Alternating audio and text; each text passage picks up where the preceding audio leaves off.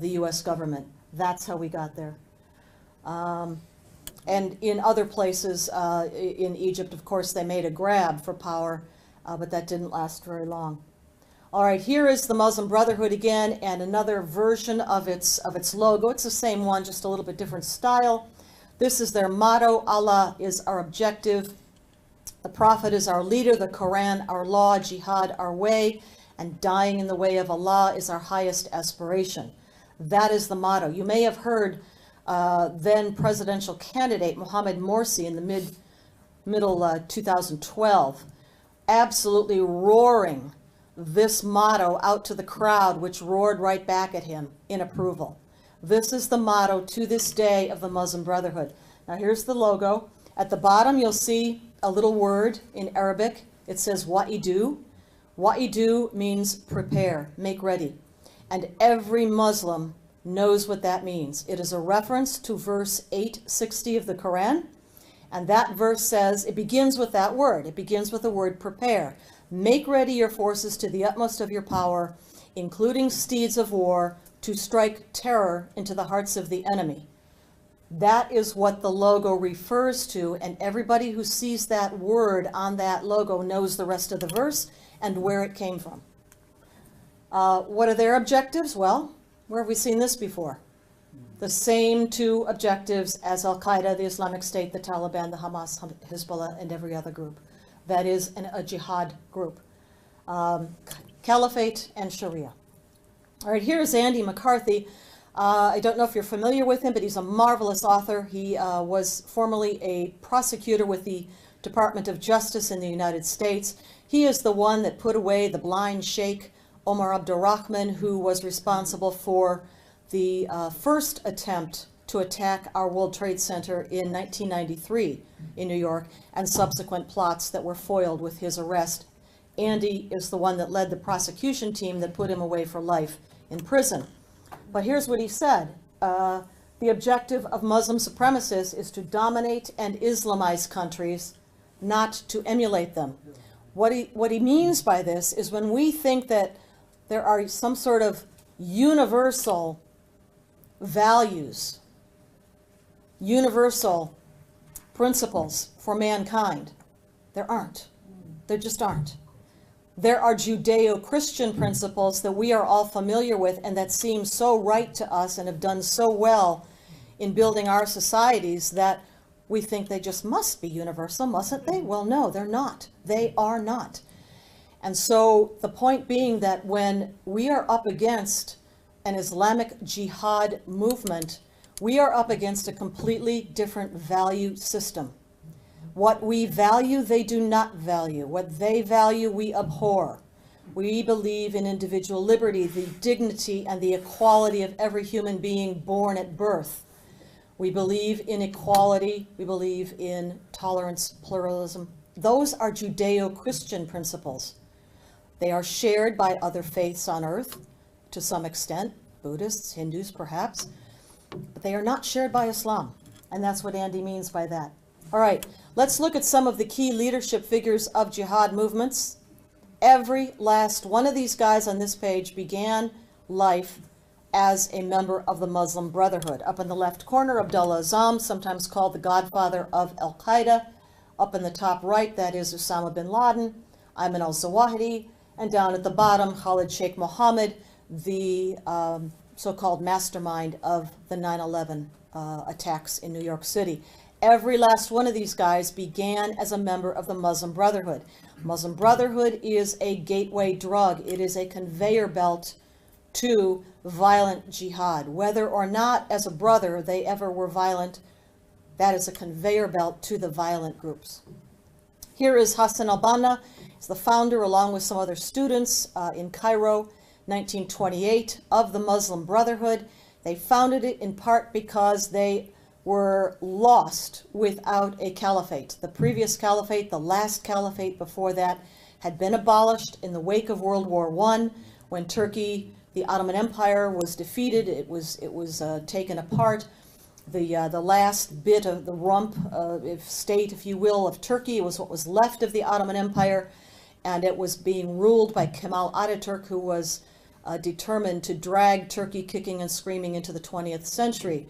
Well, the Muslim world was devastated by the loss of the caliphate. These students in 1928 in Egypt wanted to restore it. That's one of the reasons why they formed the Muslim Brotherhood to start with. Another reason, of course, was the world global domination of Islamic law. Here is Said Qutb again, the author of that book called Milestones. And I just wanted to highlight here again the global objective of the Brotherhood and of every other Islamic Jihad organization. It is not just for Egypt or just for Syria or what have you. It is global in nature, and this is what Said Qutb says, the movement of Islam. Go down to the bottom. Its sphere of action is the whole earth. Okay? They make no secret about this. It's not like this is some classified bit of information in a little dark box someplace. This is published. It is globally known. It is out there on the internet for anybody to see, or at Amazon.com. Here's the book again, Milestones. And again, the emphasis here is on the gradual nature of the insinuation of Islamic law into a society by stages. That was the point of Milestones, that it can be, as with the first community, with Muhammad and the early Muslims, as tradition would have it, at least, that the growth of Islam was a gradual thing, a step-by-step thing. Well, in modern society, too, Qutb says it's got to be that way, gradually, because if you don't, people will rebel against it, and you might not make progress, just like what happened in Egypt. They went at it too fast.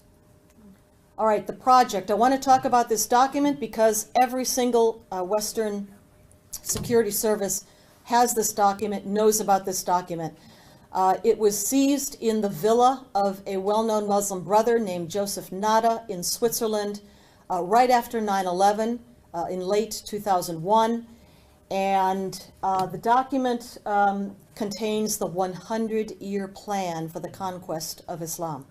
Okay, 100 years. It was written in 1982, but as I said, not seized until 2001. But 100 years is how they think in terms of their conquest. They're patient, they're methodical, they're willing to go step by step. So what it contains is a blueprint and a program for imposing Islam and Islamic law. The plan is this. It is a gradual assertion of the presence. Now think about it in your own communities, and this is happening in the United States too. What happens first? A great big mosque goes up someplace. There might not even be a big Muslim community in that neighborhood or city, wherever it may be. But the mosque goes up. Who knows where the funding comes from? But the mosque goes up and it seats 3,000, 5,000, whatever. In Europe, there are some that are, will seat 10 or 15,000 congregants. And after it is built, then the people come and begin to move in the neighborhoods around. They buy up the homes, the shops, everything in the neighborhood. And gradually they expand this enclave, putting down a footprint. That's what I mean about the assertion of a physical presence. And they intend, first of all, that Sharia be applied inside their own enclave. Then after that, they begin to demand that the host country, government, community outside of the enclave recognize it. And finally, the idea is that the entire host government should recognize and accept Sharia. So again, you see how the stages go, step by step by step, expansion. These are the phases of the movement outlined in that document. Look again in the middle there, the highlighted parts, because that's probably more or less where we are in the West, in Europe, Canada, US, perhaps here as well. Escalation phase, and then an open public confrontation with essentially the host community and the host government. All right, we can say, as many in the United States say, oh, it could never happen here. Sharia could never get inside our legal system. We have a constitution. Australia has a constitution. We've got laws. Well, at my think tank, the Center for Security Policy, 3 years ago, we conducted this study, and we wanted to see how far Sharia had gotten in American courts. And so we had to bound the study because we found so many hundreds of examples that we could not possibly include them all. So we took it down to just those cases that we could identify at the state appellate court level. We have, 50 states, and so at the appellate court level of the states, how many could we find? Well, we brought it down to just the most egregious examples. We found 50 cases in 23 states, that's almost half of our 50 states, where there was in some way a conflict of law between Sharia and American law. Now, that doesn't mean that Sharia won the case or dominated or, won out in the end, but it means that somehow the judge, the plaintiff, the defendant, somebody tried to introduce Sharia in a way in that case that conflicted with American law. In some cases, actually, Sharia law did, at least in the first instance, triumph, and some of it had to be overturned. But just to show you that it's already in our legal systems. Okay, a new update of this study is due out, literally within weeks, probably later this month in September. The Center for Security Policy will publish its new updated list. Larger numbers, more cases, it's expanding, in America at least. So if you'd like to see any of this, you can go to, I think that's the title of it. I think if you Google Sharia law and American courts, you'll find the study, or you can just go to Center for Security Policy website. By the way, I've got business cards. I'll set them out here afterwards, and you can grab one of those if you would like, and email and website are on there. All right, I know that here in Australia, the situation with the Muslim Brotherhood is not quite so bad, but you have your own influences as well, attempting to insinuate elements of Islamic law into your society. Halal certification would be one very good example of that, and I know that's caused a lot of controversy in this country. The other place would be the schools. You need to look at your kids' school books. We'll get to that at the end as well. But at least so far there are no Islamic courts as there are in Britain, for example. By the way, do you know that Sharia law has been legal and enforceable in Britain since 2007.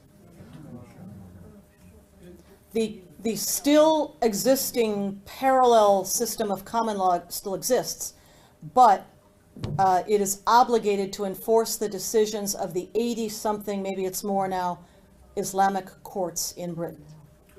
Can I just correct something? What's that? On there? Tell me. There are no Islamic courts. That is wrong. There is an Islamic court that sits in the Lakemba Mosque on a very regular basis, and this was the subject of a TV show about a year ago, put on SBS. I will update my slide. Yeah, no, so there we are. All right, let's move to some current events now and how we got to where we are. That was the basis of Islamic law and doctrine, just really briefly.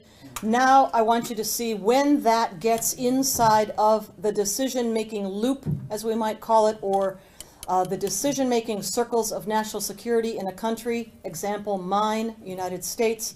This is what happens. Here is our president, Barack Obama. In 2009, he made his very first speech abroad. He was in Cairo. He went to Al-Azhar University.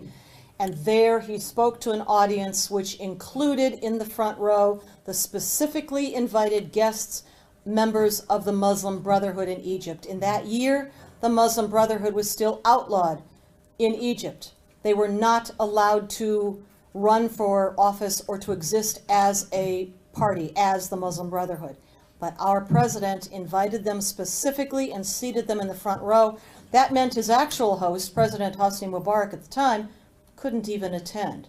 But this is what our president said during that speech, among other things. Basically, when he talked about a new beginning with the Muslim world, he was saying, he was, I think, giving the green light to the Islamic uprising which would follow within a year or two.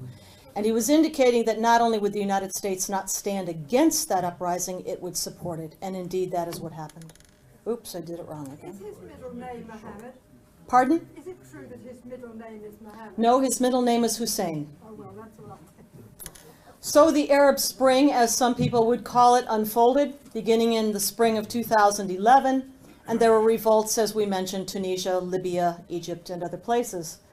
The United States government and NATO, in particular, quickly backed the North African uprisings, especially in Libya. I'm going to talk more about Libya and Benghazi in a moment. The problem with Syria is that I think, according to the agenda of our administration right now, that part of the Muslim world, the heartland of the Middle East, was designated for Iranian Shiite domination, and yet the uprising in Syria was similar to that in North Africa. It was Muslim Brotherhood and Al-Qaeda, Sunni. What to do? It was a conundrum for our administration, remains so to this day. They don't want to overthrow Assad because he is a proxy puppet of the Tehran regime. And yet those doing the uprising are dominated by the Muslim Brotherhood and Al-Qaeda, which we have supported in other places. So we'll talk more about that. Benghazi, why does it matter so much? Well, aside from the fact that 4 brave Americans lost their lives in the attack of September 2012, it matters because I think that is the time and the place that is the best illustration of what happened to our government and our national leadership. And indeed, what happened is that we decided to arm, fund, train, and militarily back Al-Qaeda. Al-Qaeda and the Muslim Brotherhood led the uprising against Muammar Gaddafi. The political leadership of the opposition was Brotherhood. The actual fighting militias were Al-Qaeda. They were the ones that overthrew Gaddafi. No choir boy by any stretch of the imagination, but at the time our ally, he had given up weapons of mass destruction. He had given up support for terrorism. Indeed, he had Al-Qaeda in his jails. He was keeping them down in his part of North Africa. We decided that it was better to back Al-Qaeda to overthrow this sovereign government that was no threat to any of us at the time, indeed our ally, and instead allow the Muslim Brotherhood and Al-Qaeda to take over. There's this dichotomy. Yeah, that's what I have over there on the other side of the slide. There are some in the United States and in our national security leadership circles who genuinely believe that somehow there are good jihadis and bad jihadis. I kid you not. The good jihadis are the ones like the Muslim Brotherhood, which in the United States so far has never committed a violent act. Or Hizb ut-Tahrir, for instance, which has never, ever committed a violent act. They can preach it, they can talk it, they can stand for it, their motto, their logo, their everything.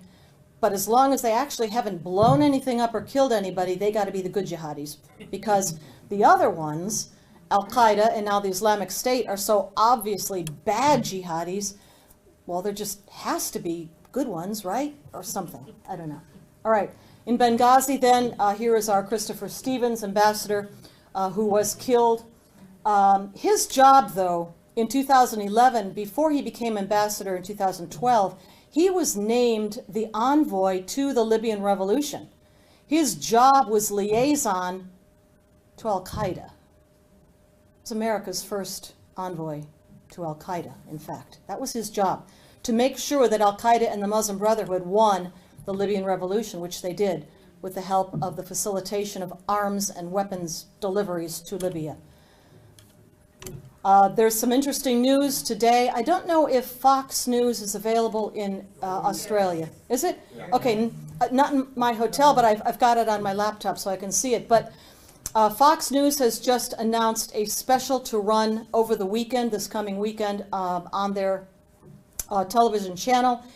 And that special is our interviews with 3 commando security guards who were at Benghazi the night of the attack. These guys are now retired from U.S. government service. They are speaking out. They went to Fox News. They also wrote a book. It's called 13 Hours. 13 Hours in Benghazi, I think it is. Anyway, that is also available. Pre-sale at the moment on Amazon. It'll be open for sale completely next week. But the point about the interview with these 3 guys, it's just been announced. Brett Baer will host the special. It'll run multiple times over the coming weekend. And these 3 guys were at the CIA annex, they call it. And they told Fox News that the chief of base at Benghazi, the CIA chief of base, refused to allow them to go to the assistance of Ambassador Stevens and the others at the other compound, which is called the Special